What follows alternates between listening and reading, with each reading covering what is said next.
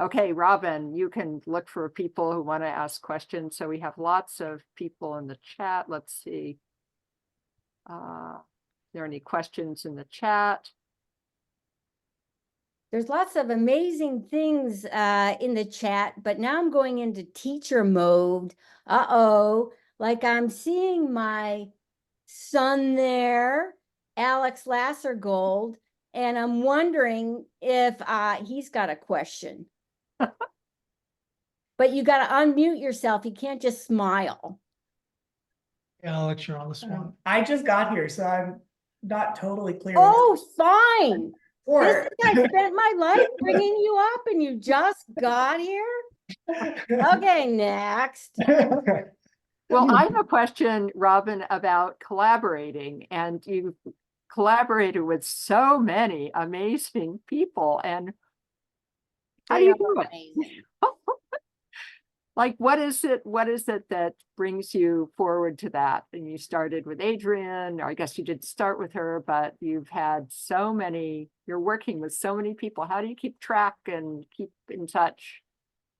I know. Well, as the dementia sits in, it gets harder and harder to keep track. But I'm just kidding.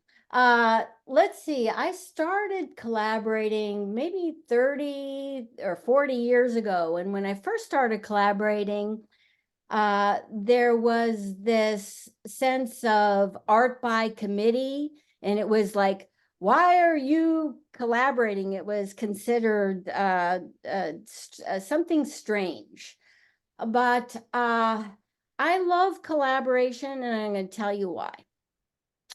First of all, I love people. So by collaborating, I get to make art and it's relational. And when I'm collaborating, if the project is no good, then it's your fault. But if it's working out well, then we can share the glory together. I like collaborating because when you work with others, you can make works you could never imagine on your own, right? And I like collaborating because I like to work with communities of people. So with all these projects and working in the communities, I always think about deep listening. And what I mean by deep listening is with each action you take and you get to work with people's stories, there's a kind of responsibility with that, because I feel like I'm providing venues. And a little bit when I was younger, I used to like all kinds of people who got to do interviews. And I always thought, oh, that's what I would like to be. And so this art making process allows me to travel into places and cultures all over the world. And in making art with the communities in these other places like Russia, India, Argentina, Brazil, Canada. In a couple of weeks, we'll also add Germany and Norway. And by working in places, I get to have direct contact with the community there, and they become a part of the project. And it just expands my life. And what produces is an echo of those exchanges. Well, here, this relates, Spencer has a question. What is your approach to interviewing, such as in the Migratory Project, to get people to speak so openly? Oh, thank you, Spencer. And Spencer's very psychologically minded. So that's a great question. Well, how do I do it? Usually, I don't have a lot of equipment. So for instance, I only have one microphone. So I have to stick it right up in front of people's faces in order to get a clean recording. So at first, it's a little intimidating. But then what I do is I just close my eyes like I'm doing now. And my husband, Jim, always says, Robin, don't close your eyes when you're thinking, but I do anyway. And I continue listening. And then they tell me they also close their eyes. So they're forgetting the mic is there. Yeah. And what I think happens almost every time I interview someone, they cry. And then I maybe do so also in response and with empathy. Mhm. And I imagine that maybe they're crying because they've had a chance in our incredibly busy lives to reflect on their own souls. And that's how it happens. Mhm. Yeah. Beautiful. We have any other questions here? I'm sure we've got some. I'm going to go into teacher mode then. I see. Hey, Elisa, Yes, she's got her hi. hand up. Robin, I'm just curious. This is such an undertaking and remarkable project. And personally for you, how were you affected by it? What were some of the changes in you in either the process or the end result in doing this project? Well, Lisa, which project are you referring to? The actual work that you created that we were looking at. Oh, okay. So probably I learned different things with each project. I'll tell you what I learned by collaborating with a tree as a start. I learned from Suzanne Sumard that trees live in community and that trees have a kind of sentient part of their being. They feel fear, they share their worldly goods and their waters, and what this listening to that writer did for me and all the trees that I walk by now, I feel a deep connection and responsibility. In the past, when I looked at a tree, I just thought, oh, that's a beautiful tree. And then learning that they, in fact, have the ability to communicate just as we do in their own way. Well, that's something I learned. I learned through the Migratory Cultures Project so many things about the conditions we're living in around the world, conditions in India, conditions in Mexico, conditions in Iran, and many of you here are from those places. And I think one of the things that has affected me profoundly happens sometimes in working in nations that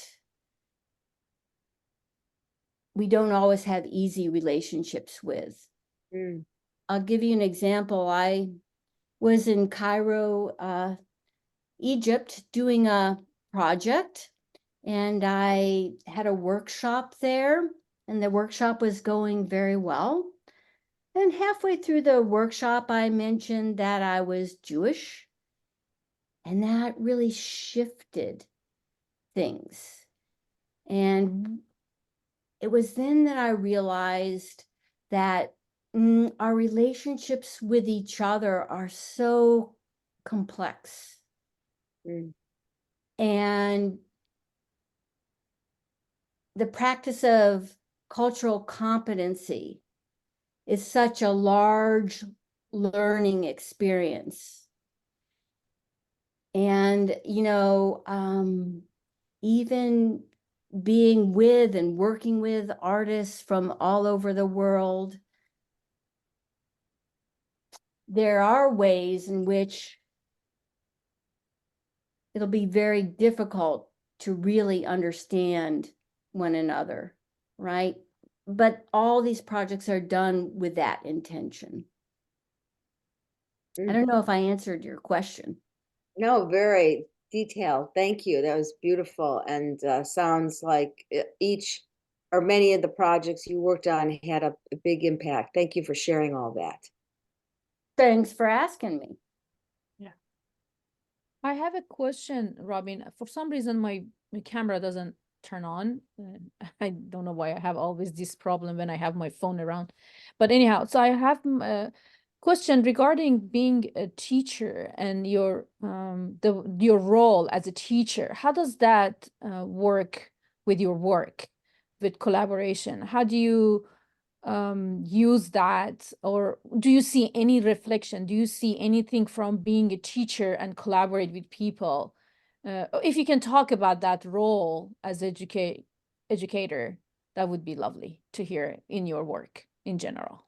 Yeah, Manoush, was that you asking the question? Yes. Okay. Yes, that's Okay. me. I'm sorry. Okay, Not turning. fantastic. Fantastic question.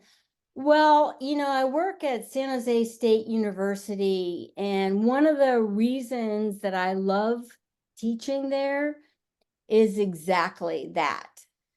And for instance, the whole migratory culture project started for me because I was inspired to learn more about my students and to understand to a greater degree what it is they were struggling with in their practice.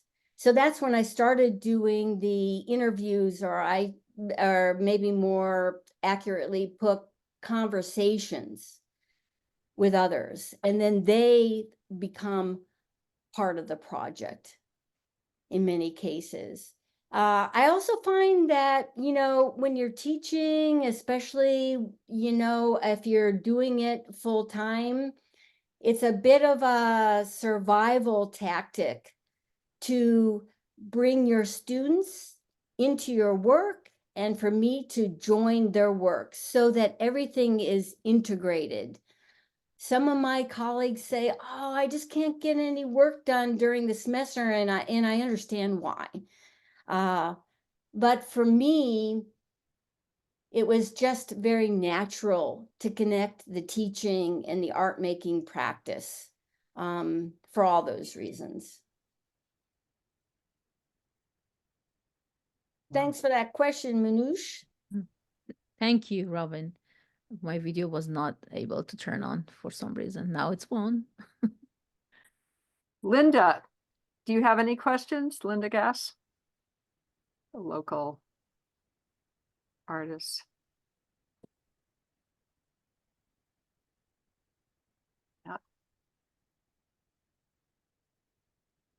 Okay, Sally has a question. Mute. Okay.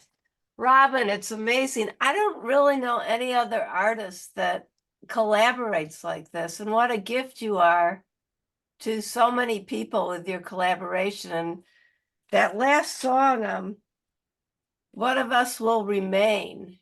I think of the dinosaurs and we've got bones and all that kind of stuff. But I'm wondering about your art is so bringing people together and working together. I don't know any other artist that does that, but is there a way?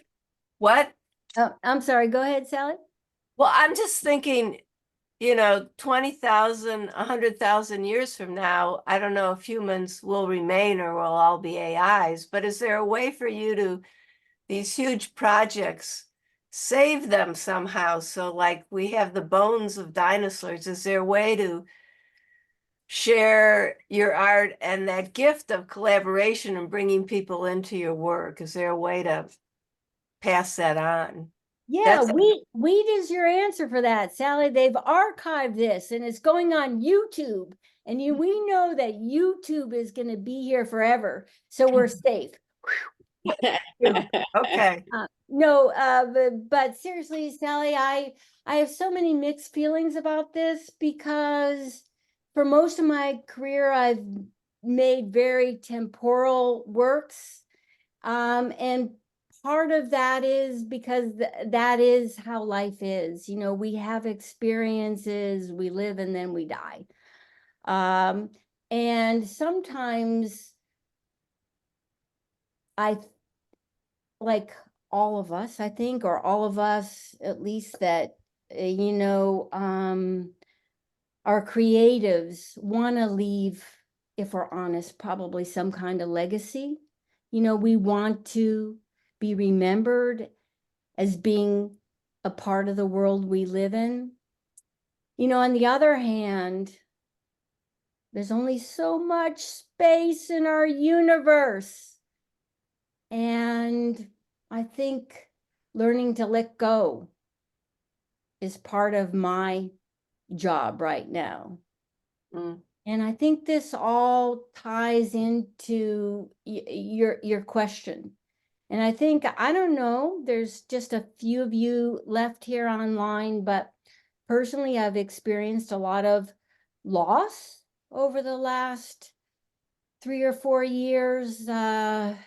First, my mom 4 years ago, and then my brother about this time, March last year, and my father died 2 weeks, not 2 years, after my brother. And I think one of the things that I'm evolving with and learning is that temporal, that sweetness, the breath of living wouldn't have the intensity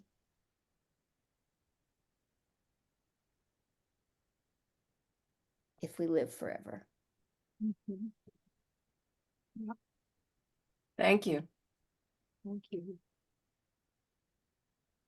Thank you. Okay, Barbara has a question. Hi, Robin. Really enjoyed this. I'm struck today by how poetically you speak and your written work, like the postcards, etc. And I know your mom was as well as an artist, was a poet. And yet I don't hear you define yourself as a poet. I don't think you ever studied it. Would you like to say anything about that? Well, I appreciate that. That's a good question. One of my friends wrote to me lately because I directed her to my website, which Karen, who is on here, designed. And she said, Robin, you've become a painter and a poet. But I know she didn't say a good painter or a good poet. She just said a painter and a poet. So it left me kind of hanging. I don't know. Maybe when my mom died, as you know, Barbara, I spent the last 4 months of her life with her, creating a book and a series of photographs. And the book included her poetry. And I was so struck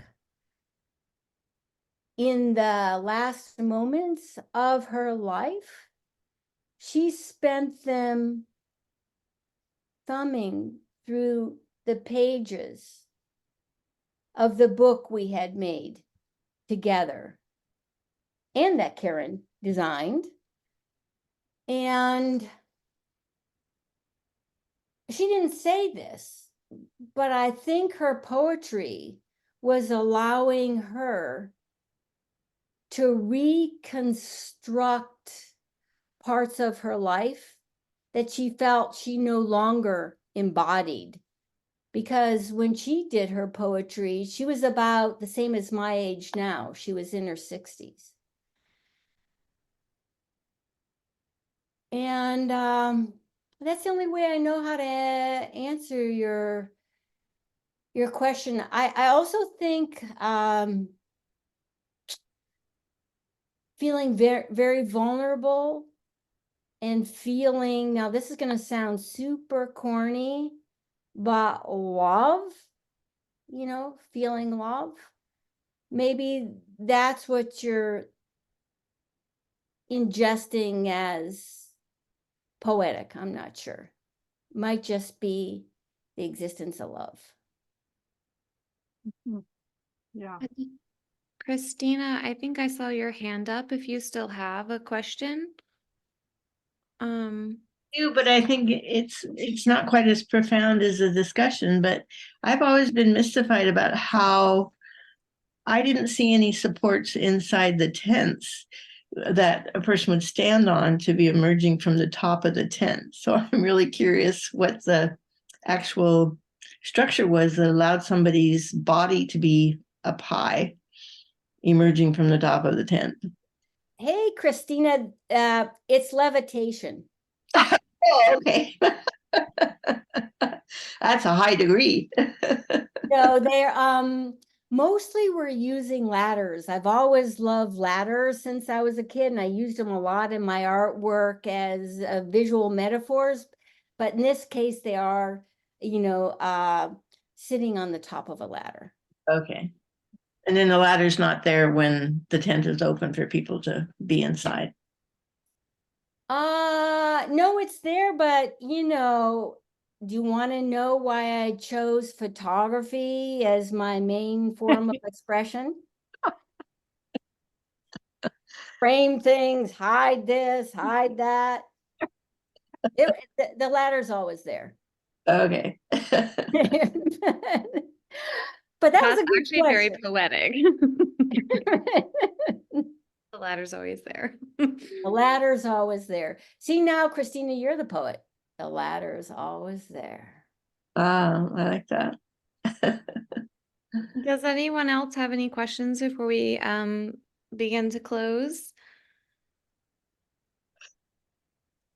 If you don't, would you do me the great honor, unless you're stark naked, of turning on your camera so I can say goodbye to Sarah and Francis and Carol and Casey and Linda and Andy and Elizabeth, or they're just gonna hang up before I get to see them? Because there's some people here I've never seen before, and so I get to see you.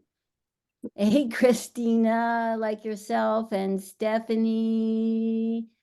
And then I'm seeing some of my best and oldest friends, Carol and the Tallners, and of course, Barbara, and then some of my new friends like Tom, and some folks I haven't ever met before, like Francis, and one of my amazing current graduate students like Andy. And Elizabeth isn't showing her face, but also a current graduate student. Sandra, who I've known professionally as a fellow photographer. She's also an amazing curator and writer. Linda, oh my God, she's in Art About, and her work will knock your socks off. An incredible thinker and person with a great heart. Casey, who I'm going to travel to Germany with in a couple weeks and get to hike with and let's see. Yes. Thank you so much, Robin. Thank you. And Thank we're gonna you. close out this session and the recording. Thank you on behalf of Women Eco Arts Dialogue. Thank you, Robin, again. Thank you for everyone that came.